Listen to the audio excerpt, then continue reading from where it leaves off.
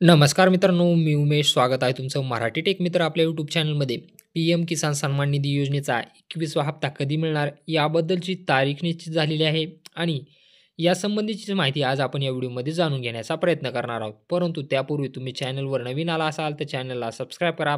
तसेच बेल आयकॉनला प्रेस करायला विसरू नका.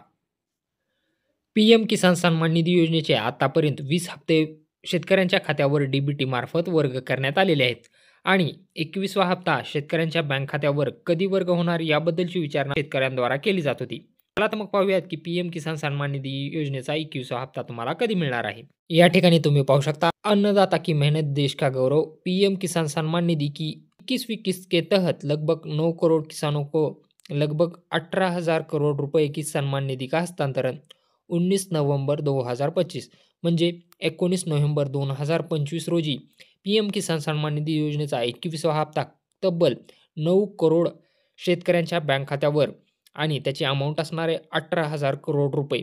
ही एवढी अमाउंट 19 नोव्हेंबर 2025 रोजी शेतकऱ्यांच्या खात्यावर 11 वाजता डी-बी-टी मार्फत वर्ग करण्यात येईल.